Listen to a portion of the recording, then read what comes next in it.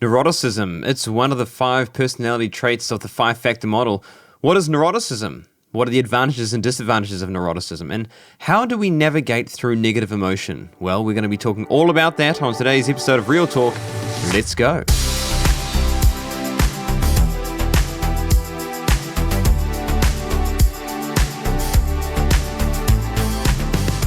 Welcome back to another episode of Real Talk with Kane Adams. We are right in the middle of our personality series. We have been talking about agreeableness, about conscientiousness, extroversion, and now we're up to neuroticism. Last week we talked about low extroversion. So what are the advantages and disadvantages of being low in extroversion? And I suppose a little recap is that extroversion is a tendency to be sensitive to positive emotion. Whereas neuroticism, which is what we're going to be talking about today, is a sensitivity to negative emotion. And so we're going to be talking all about that. So remember that the goal of positive emotion is to move us towards, or motivate us to move towards a desired goal. Whereas the purpose of negative emotion is to keep us safe and to help us to detect threats that might come along the way, on the way to our goal that we are moving towards. So we're going to be talking about neuroticism. And remember, something I mentioned last week and the week before as well is that positive emotion and negative emotion, they operate on different systems of the brain. So if you're sensitive to positive emotion, that doesn't mean that you're automatically going to be not sensitive to negative emotion, or vice versa. Someone can be sensitive to both positive and negative emotion. Someone could be not sensitive to either of them, or you could have a mix where you could be sensitive to positive but not negative, and then vice versa. So we're going to answer 3 questions like we have been the past few episodes. What is neuroticism? What are the advantages and disadvantages of being high in neuroticism? And what are the advantages and disadvantages of being low in neuroticism? And we're also going to talk about navigating through negative emotion as well on this episode, because this is the personality trait that does deal with negative emotion. So we're going to talk a little bit about anxiety and depression as well. Just a reminder that a lot of this material has been collated together from the teachings of Dr. Jordan Peterson, which I'm sure you are familiar with. And so if you want to know more about neuroticism, I've placed a link in the description that you can click on and learn about it in more detail. And again, if you haven't taken the test, the 5-factor personality test, you can take that at understandmyself.com. The link is in the description below. Okay, so let's get into it. What is neuroticism? Neuroticism. Quite simply, neuroticism is sensitivity to negative emotion. So if you are high in neuroticism, you're going to be more sensitive to negative emotion than someone who is low in neuroticism. What do we mean? What are some examples of negative emotion? So these are things like anxiety, depression, fear, grief, stress, pain, frustration. All of these things are examples of negative emotion. So if you are high in neuroticism, you are more likely to experience those emotions. So let's break it down. So neuroticism is broken down into 2 subtraits, which are withdrawal and volatility. What's the difference between that? Withdrawal and volatility.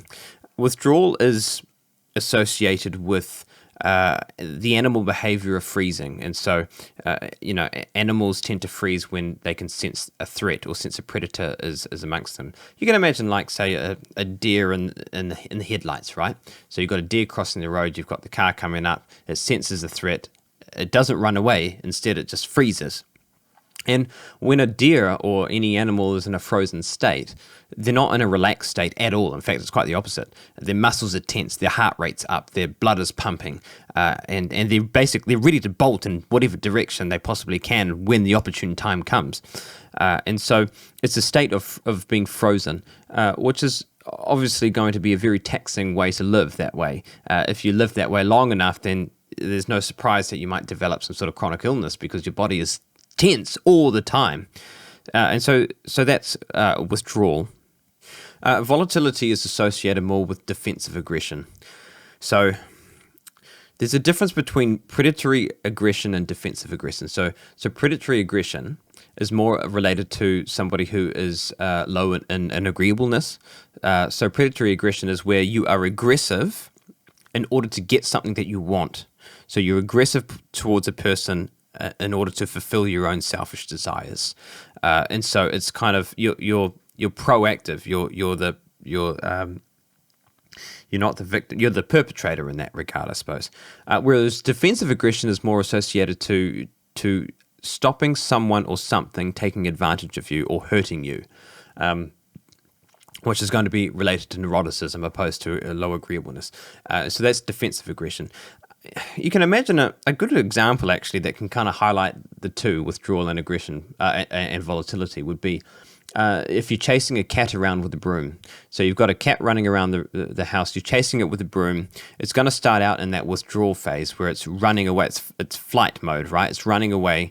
And there comes a point where you might corner the cat in a corner, right, with the broom, and the cat suddenly changes tactics, and it goes from running away into this wild defensive aggression, where it might pounce on you or it might try to attack you, right? And so that's kind of a switch between the withdrawal into the volatility, defensive aggression to protect itself. It launches and lunges at you. And so that's kind of what volatility is. It's people who are volatile, they're touchy people. So they're put off by criticism quite easily. They react or overreact. There's kind of this hyper-reactivity to frustration and to disappointment and to pain. And so that's volatility. I suppose you could say in relation to the sympathetic nervous system that withdrawal is related to the flight and freeze mode, whereas volatility is related to the fight mode. So people who are launching more into fight mode with the sympathetic nervous system would be higher in volatility, whereas people who launch into flight or freeze mode with their sympathetic nervous system would be more higher up in withdrawal. Okay, so some common behaviors. Common behaviors among people who are high in withdrawal. They tend to worry about things. They feel depressed and sad. They cry often. They struggle to work through grief. They can be easily overwhelmed. They're sensitive to threat. They can be very self-conscious. And then some common behaviors among people who are high in volatility. They're irritable. They can be easily frustrated. They struggle to regulate emotions. They change mood quickly and frequently. They can be overly reactive, can be aggressively defensive, and they can be volatile. So you can kind of see the negative emotion amongst all of those, and those two subjects particularly. So, and I'm sure you might know some people, when you read these traits, I'm sure you might know some people who are like this. You could be one of those people. Okay, let's talk through some advantages and disadvantages of being high in neuroticism. And I'm sure with the list that I've just read, you're probably thinking, well, are there any advantages of being high in neuroticism? Probably not. But there are. Yes, there are some advantages. So you don't need to worry about that. I suppose, let's talk about the purpose of negative emotion. So I mentioned before, the purpose of negative emotion is to keep us safe. It's to help us to detect threat. That's the purpose of it. And so if positive emotion is to move us towards a desired goal, and negative emotion is to keep us safe from threat, sometimes it could be natural to think that, well, wouldn't the optimal state of being be where we only experience positive emotion and not experience negative emotion at all? But that wouldn't be the optimal state of being at all, because if we only experience positive emotion, then you'd find yourself dead in a month, because you wouldn't be able to detect any threat whatsoever coming your way. And we need that. We need negative emotion to help us stay safe, to keep us alive, basically. If you're standing on the middle of the road and you've got a car hurtling towards you, you're not going to rely on positive emotion to keep you safe. You're going to rely on your negative emotion, which is connected to your sympathetic nervous system, to tell you to take action and to get off the road, right? And to jump. And so we need that. We need our negative emotion to help us remain safe. And so people who are sensitive to negative emotion, i.e. high in neuroticism, that's a massive advantage. Because people who are high in neuroticism, they have this acute sense to threat and can calculate the consequences of an action very quickly and very efficiently, meaning that they can navigate through life in a much safer way than most people. Neurotic people, they carefully evaluate the potential risks of their actions, which could lead them to perhaps, I suppose, more prudent decision-making, and I guess a reduced likelihood of engaging in things like reckless behavior that could prove detrimental to your life. So neurotic people, they're able to minimize loss and minimize pain as much as possible. And they are, for the most part, able to avoid getting hurt quite effectively. So they're quite successful at that, of avoiding being hurt, because they're so acute to the sense of threat. So that's a good thing. And if you combine high neuroticism with high conscientiousness, despite the OCD behaviours that you'd probably experience with that, you'd find that you'd have someone who's a very careful and astute planner, someone who works hard, they plan well, they're able to see all the future pitfalls before anybody else, which is really valuable to have somebody like that in a team, particularly in a workforce, because you have, maybe you're embarking on a project as a team, and you've got someone who can see and understand what is going to derail the project because they're acute to it. They're acute to that sense of threat. And you need people like that. I suppose you could say they have a sense of discernment in that regard, because they can sense what could possibly derail the project or derail the plan or the event or whatever it is, and they can point those out early so that you can avoid making some dumb decisions. So embrace the neurotic people who are on your team. All right, let's take a look at some disadvantages. So obviously, I suppose the problem is that with negative emotion, of course, all of us run the risk of experiencing negative emotion in far excess to its function. And this is typically and especially true for those who are high in neuroticism. So if your sensitivity to threat becomes too acute, then you run into the danger of detecting everything as a threat. And if you detect everything as a threat, then you're not going to be making any decisions. You're not going to be moving forward in life because you could get taken out at any moment. And we can see how this happens to a lot of people, right? If you're high in neuroticism, you're far more likely to experience negative emotions such as anxiety, depression, grief, frustration, anger, and pain. All of those negative emotions, which will cripple you if you do not know how to manage it. So I suppose just as important as negative emotion is in our lives, we need to ensure that we don't let it grow excess out of its function and let it run our lives. I want to talk about two specific emotions that we can feel that I'm sure a lot of people have questions about, and it's the most, I wouldn't say the most common, but it's maybe the most debilitating actually, emotions, and that's anxiety and depression. So let's take them each in turn. Let's start with anxiety. What is anxiety? I suppose anxiety can be best described as a fear of uncertainty, or I like to say a fear of chaos. And I think I've mentioned this before in one of the other episodes, that life is made up of a spectrum of order versus chaos. And the optimal state of being would be somewhere in the middle, because you get people who are far too orderly, particularly those who are high in conscientiousness, right? Because one of the subtraits is orderliness, and they run the risk of being too orderly. And then, of course, you have chaotic, which would, I suppose it probably wouldn't be necessarily in relation to neuroticism. But anyway, all that to say, so the optimal state of being is to be in the middle, because if you're too orderly, then you're going to find yourself a slave to your own tyrannical structure of your life. Your life will be a tyranny.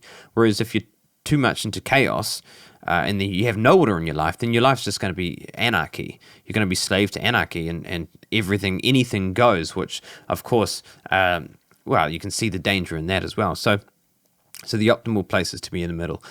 Anxiety tends to be afraid of that chaos, which is why you find people who are anxious tend to err towards the orderly side, sometimes even too much. And so it's kind of a fear of chaos, because what comes with chaos is uncertainty. So it's also a fear of uncertainty. And I suppose this is why people who are high in neuroticism, they crave boundaries. Because when you have boundaries in life, when you can see the clear lines, the clear box, in other words, a place of order, right? You can see the boundary lines, you can see the confined space.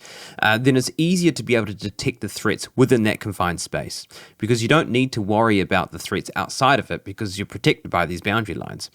And so that's why if you move the boundary away, you take the boundary away, then all of a sudden, threat can come from anywhere. And so it's very difficult to be able to detect threat and where it can come from, which is obviously going to have detrimental effects on people who are high in neuroticism. They're going to freak out. And this is why you might have someone who's well, let's someone's just started a new job, and so they might be anxious about starting this new job. They're not sure what the people are going to be like. They're not sure what the co-workers are going to be like, or the boss, or the environment, or the culture, and so they might be nervous. But if you might have someone who doesn't have a job, and they're looking for a job, and they may not even be looking for a job because they're so frozen. And this person is going to be 10 times more anxious than the one who's just started a job, because it's like, at least having a job has some boundaries there, right? You've got a secure job, so at least you've got a form of boundary. But if you have no job, it's like there's no boundaries. There's no confined space. There's no box to dwell in. And so anything goes. The threat can come from anywhere. So that's why someone, say, who doesn't have a job would be 10 times more anxious than someone who's just starting a new job. And I suppose this is also why neurotic people can be very indecisive as well, because there's a fear of making a decision, particularly if you're high in orderliness and low in assertiveness as well when it comes to indecisiveness, because you're afraid of making a decision because you're afraid of making the wrong one. And if you make the wrong one, you have to deal with the negative emotions that come with that wrong decision. So perhaps you think in your mind, it's better to not make a decision and remain where I am than it is to make a decision and have to deal with the uncertainty with it. Because if I remain where I am, at least I can maximize the predictability of the short-term future. At least I know what's going to happen. At least I can remain in a place of comfort and safety. Whereas if I make a decision and it ends up being the wrong one, then I have to face not only the uncertainty, but also the negative emotion that comes with it. And so, but of course you can see how that breaks down. If you don't make any decisions in life, then you're never going to move forward in life. So this is the kind of stuff that people who are high in neuroticism or people who experience anxiety would be dealing with. So how do we offset that? How do we deal with anxiety? How do we manage it? And I don't like the word manage because, it's not something that you necessarily want to live with. It's not something that should be controlling you. It's something that you need to be controlling, that you need to have your foot on its neck in that regard. Because that's why I don't like people saying things like, anxiety is that little monster that's your friend that you need to manage. It's not something that you want to allow to control your life. So 3 things that we can learn from Jordan Peterson in regards to offsetting anxiety in your life. Number 1, start with creating a reasonable goal and map out how you're going to achieve it. So when you map out a plan, when you create a goal, right, you have somewhere where you want to go. You're at A and you want to go to B. So start off with creating a goal. And then once you have your goal, you want to map out a plan as detailed as you possibly can. So you break down those goals into sub-goals and then sub-goals after that. Because when you have a plan, then you can maximize the predictability of how you're going to navigate through towards that goal, which is going to give you a sense of safety and a sense of comfort, which is what you want, right, as someone who's anxious. And so, create a goal, make a plan of how you're going to achieve that goal. And you'll minimize the amount of uncertainty as well, I think, when it comes to achieving that goal. You can't minimize the uncertainty down to 0 because that's impossible. And you want a sense of uncertainty. You want a little bit of uncertainty in life. I mean, if you had no uncertainty in life, then life would be boring. You wouldn't be having an adventure, and that's what you want. You want to have an adventure in life. And to have an adventure, it requires at least some form of uncertainty. And so, but obviously too much uncertainty is going to derail you as an anxious person. But you need it to grow. A quote from the great philosopher, Dr. Tony Robbins. I don't know if he's a doctor or not, but anyway, I thought this was a great quote. The quality of your life is directly related to how much uncertainty you can comfortably handle. And he's absolutely right.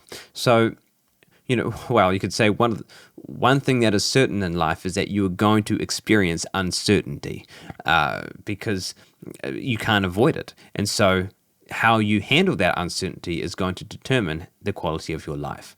And I guess, like I mentioned before, is that life is meant to be an adventure. It's not meant to be a cocoon that you hide yourself in and hide away from anything that's scary. It's meant to be an adventure. And if you want to have an adventure in life, then you have to face uncertainty because that's what makes life adventurous.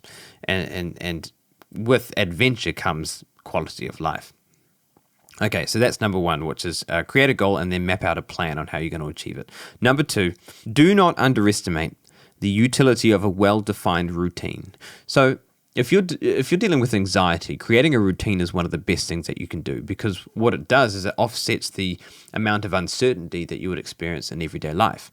It maximizes predictability, which will help with emotional stability, right? It helps keep you emotionally stable. And obviously, you don't want to go too hard out with this, and create such a rigid routine that nothing could possibly move. But you want to have enough of a routine that it becomes a foundation for you. You have enough of a predictability in your daily life that you're stable, and then you can explore the margins from there and start to move forward in life at a more comfortable pace. And that can be found in a routine. Which is really important when it comes, to emotional stability. So, what would a routine look like? Well, honestly, it starts out with the simple stuff, Go to bed every night at the same time. Get up every morning at the same time. Get 8 hours of sleep every night. Eat 3 meals a day at the same time. And proper meals, right? Like not just a piece of toast here and there, but proper meals. 7:30 in the morning every morning, have breakfast. 12:30 in the afternoon, have lunch. 6:30 p.m. at night, have dinner. Exercise.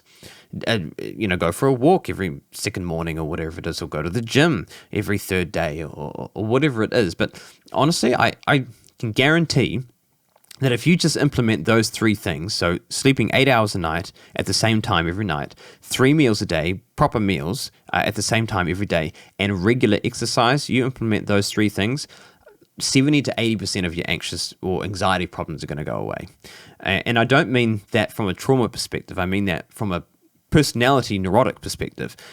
You do that, you're going to have enough stable predictability that you're going to be able to explore the margins quite effectively and safely as well. So, and then final step, number 3, you want to expose yourself to unfamiliar situations voluntarily. So there's been a lot of research done actually about this, where the difference between people who have engaged in an event or a circumstance voluntarily compared to someone who's engaged in that same event involuntarily, and the effects that it has on our bodies, as well as the systems that are used, our bodily systems that are used to be able to navigate through that situation. And so you might take someone like who puts a hand, in a bucket of icy water, right? And they've done tests about this using these exact examples, where you grab someone, you tell someone to put their hand into a bucket of icy water. They've given 5 minutes to be able to prepare. They know what they're doing, and then at the opportune time, they dunk their hand in, right? And compared to someone who they might sit them down on a bench, they have the bucket of water there covered with a cloth, and then without all of a sudden they unveil the bucket of water, grab the person's hand and dunk it in for them, right? So that's an involuntary response, or involuntary, placing their hand in the bucket. So, and the difference, and it's quite remarkable that the body uses different systems for voluntary exposure and involuntary exposure.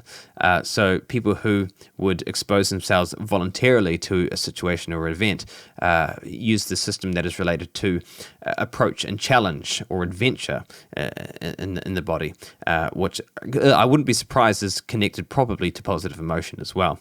Whereas people who are involuntary, putting their hand into the bucket, for example, using the system that's more related to defensive aggression and withdrawal, or the sympathetic nervous system, right? The fight, flight, and freeze system. And that's massive. That's huge, because that's in relation to life as well. Like I mentioned before about uncertainty, is that we guaranteed uncertainty in life, and so it's our decision whether we face that uncertainty voluntarily or if we face it involuntarily. So the things that we're afraid of, do we face it voluntarily or do we face them involuntarily? Because basically we can choose. We can choose, right? Either we can choose to face our fears and to face our uncertainties in life and use the system that is in relation to approach and challenge, which is far better to deal with, or we do it through involuntarily. We face uncertainty kicking and screaming, and instead go through hell with our sympathetic nervous system that's related to defensive aggression and withdrawal. And so it's just like, what will you choose, and that's useful to think about. Here's a quote actually from Jordan Peterson, which I think sums this up really well. He says, "When you face what scares you and approach it voluntarily, you're indicating to your anxiety systems that you are more competent than the thing is dangerous." And that's right. So when you are approaching something voluntarily, you're telling yourself that you are in control and that you are the one that is deciding to do this. And when you do that, you have a sense of inner resilience that can help you to do what you're doing, right? Whereas if you're doing something involuntarily, then what you're telling your brain is, I have no control over this. And this is happening to me. I'm not happening to it, which is obviously going to trigger the sympathetic nervous system. So all that to say, that's just something to note, that when it comes to anxiety and fear, you're much better off to face it voluntarily of your own volition than you are to face it involuntarily, kicking and screaming, because that's not going to be a healthy way to live for you. Find something that you are afraid of, or that would be a sense of uncertainty that you would normally shy away from, as small and as menial as it might be, and chase it and enter into it and expose yourself to it voluntarily. It might be something as simple as, you might go to a restaurant and order the same thing every time. Order something different. Do something different and do it in your own volition. Do it on your own accord. And the more you do that, even just the little things, then you're going to find that resilience is going to grow in you and build in you. You're going to build in resilience. So those are those 3 steps to help offset your anxiety. Make a plan, get a routine going, and expose yourself to danger voluntarily. Okay, depression. What about depression? So depression is a sense of hopelessness, sadness, and it's a loss of interest in engaging in pleasurable or social activities. I suppose any activities for that matter. It's complete demotivation to moving towards a goal, or because you completely lose sight of the goal. So that's kind of like, in a nutshell, what depression is. How do you get out of it? So I suppose I will make this disclaimer here that I'm not a licensed psychologist or therapist or counselor. So my very first advice for someone who is experiencing high levels of depression would be to talk to someone. Obviously, talk to a family member, talk to a friend, talk to a therapist or a counselor or a pastor or someone. Tell someone. And it's really important that you do that. It's not something that you want to be fighting or battling with on your own, in your own head. You got to get it out of your head and in an articulate manner to someone, so that you can get some help. But here's something that could help you. So to bring yourself out of depression, it's very similar to bringing yourself out of anxiety. Start by creating a goal. And then begin to map out a plan on how you're going to achieve that goal. And this is the most important part, is that you want to break down that goal into manageable tasks. And I talked about this in the very first episode of last season, about reducing your ambition. Take the goal, reduce it down into manageable tasks, because a goal is made up of many sub-goals underneath it, and then underneath those sub-goals, more sub-goals and sub-goals. And all those sub-goals together kind of create the big meta overall goal. And this is why, you tell someone who's depressed, well, you got to clean up your life, and it's like, well, how the hell do you do that? Where do you begin with that? And it's too much. It's too much. You've probably heard Jordan Peterson talking about, the importance of cleaning up your room. You need to clean up your room. And I think a reason why he does that is because he recognizes that goals are made up of sub-goals. And then those sub-goals are made up of sub-goals underneath it. So you might have a goal, and then that might have 5 sub-goals underneath it. And then underneath those, each of those sub-goals have 5 sub-goals attached to those as well. And it keeps going down. And so it's like all of these sub-goals together make up the big meta goal on top. And sometimes you need to start there. You need to start at some of the sub-goals, right? So if you're dealing with depression, cleaning up your room might be too much for you. So you start to travel down the sub-goals until you find one that you are willing to implement and you're willing to to put into action. For example, you might ask, okay, well, are you willing to clean your room? No. Okay. Are you able to clean half your room? No. Are you able to clean the closet? No. Okay. Are you able to look at the left-hand side of the closet? No. Okay. Are you able to take 2 pieces of clothes, a t-shirt and some pants, fold them up and place them on top of your bed? Yes, I can do that. Okay. That's where we start. And then you move on from there into the left-hand side of the closet, and then you move from the left-hand side of the closet into the full closet, and etc. And then before you know it, you clean your room.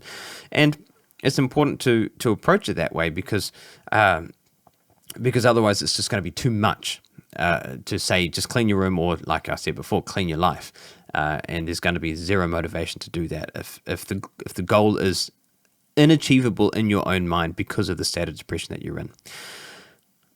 I read an interesting quote actually that was it's not actually on the self-authoring course, funny enough, Jordan Peterson again, and it says this: having well-defined goals increases your chances of experiencing positive emotion, as people experience most of their hope, joy, curiosity, and engagement as a consequence of pursuing valued goals, and not, as people generally think, by attaining them. And man, that's interesting. I find that so fascinating because normally you would think that when you attain the goal is when you feel happy, but it's not. Attaining the goal doesn't engage the positive system. It's when you actually start pursuing the goal. So what that means is that if you want to engage that positive system in your life, which someone who is depressed would need to, then all you need to do is create a goal and actually just take the first step towards going towards achieving that goal, and the positive emotion will be triggered and will be engaged. And that's why it's interesting when I hear people often, and I've experienced this myself. I know what it feels like to experience depression, so I have experienced this myself, where when you are in a place of depression or in a depressed state, you don't want to do anything. You just want to do nothing. That's why people who are depressed often lie in bed all day. Literally, they can't get out of bed. You have no motivation to do anything whatsoever. And there can be a temptation to think, okay, once I get better, then I'll go to the gym. Or once I get better, then I will wash the car. Or once I get better, then I will get a job, or I will go on this date, or whatever it might be. But you're not going to get better if you have that mindset, because it's in doing those things that you will get better. So if you find yourself in a state of depression, it's in that moment that you need to think to yourself, okay, what is it that I can do, as little and as small as it might be, that will engage the positive emotion system that's going to help me to get out of this depression spiral? And so that's what you need to think about. So that's just something to think about with depression. Obviously, there's way more into depression. So like I said, if you are experiencing high levels of depression, then I would encourage you to see a counselor or see a therapist, or at least just tell someone, so that you can share the struggle together with someone, not on your own. Okay. What about low neuroticism? So that's high neuroticism. Let's take a look at some advantages and disadvantages of low neuroticism. All right. Common behaviours among people who are low in withdrawal. They live life in the moment, or they go with the flow. They're emotionally stable. They don't cry often. They're not easily overwhelmed. They're not sensitive to threat. They're confident in who they are. They keep their head in a crisis. And then some common behaviours among people who are low in volatility. They are calm. They're not easily frustrated. They can regulate their emotions quickly. They have a stable mood. They're not easily agitated, or they're difficult to provoke. They don't let grievances get under their skin, and they are able to let go. So the advantages of being low in neuroticism is they're probably quite obvious. If you're low in neuroticism, you're not going to be sensitive or as sensitive to negative emotion. You're going to be emotionally stable and secure, which you can see how obviously that's going to be a massive advantage. You're less likely to become upset or anxious or stressed by challenging situations. You're going to carry a calm demeanor, which will keep others and yourself at ease during stressful times. And people want to be around people like that. I think about, you think about massive crisis, like something like 9/11. You're in the tower, the towers have been hit, people are running down the stairs to try and save their lives. And if you're in that situation, you don't want to be around someone who's high neuroticism. You don't want to be around a neurotic person because you're just going to panic. That is not the time to be surrounded by negative emotion. You want to be around someone who's emotionally stable, who's able to transcend the emotions and look over them and to be able to work out what the best action is, the best course of action is to take. You need someone who's going to have their head in a crisis, or keep their head in a crisis, I should say. People who are low in neuroticism are emotionally stable, and that is a massive advantage in that regards. They're not going to let things sway them, whether it's setbacks towards pursuing a goal, whether it's a crisis, whether it's a clash in personality even. They're just going to keep going forward, and they can stay calm in quite stressful situations, which again is what we need. And we need people like that. Okay, let's take a look at some disadvantages really quickly. So there's kind of only really one main one. The main disadvantage to low neuroticism is that because you're not sensitive to negative emotion, then you're not sensitive to threat. And so you're more likely to take risks, especially if you're high in extroversion. And if those risks don't pay off, then you could find yourself in a lot of trouble. So in a way, I suppose, being high in being high in neuroticism would be too much threat, and being low in neuroticism would be not enough. And so if you don't have enough threat, if you can't detect threat, then you're going to be taking all sorts of risks, which is not a bad thing if they pay off. If they don't pay off, then it could derail your life. So that's quite a big disadvantage. I suppose the upside to that is that if you are derailed from moving towards your goal, then you're not worried about it too much because you're emotionally stable. But of course, there are times where you should be worried, and it's at those times which sometimes you're not able to detect or determine when those times are, I suppose we could say, because it's not natural to your temperament to be able to recognize that. So people who are low in neuroticism run the risk of becoming apathetic and treating life in a blasé fashion. And there are times when you need to take things very seriously. There are times when things are happening or a crisis is happening where you actually do need to be a bit anxious or a bit afraid, which can push you into action.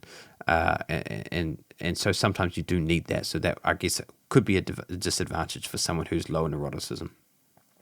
Anyway, okay, so a lot of information today about neuroticism. I hope that's helped you because, like I mentioned at the start of this series, was that a reason why I really like this personality psychometric test with the Big Five is because it's the only one that I know of that deals with negative emotion. All the others seem to gloss over it or not take negative emotion into account at all. But negative emotion is a massive aspect of our lives, huge aspect of our lives, and our personality is absolutely tied to it. So it's important to explore how negative emotion can affect us from a personality perspective.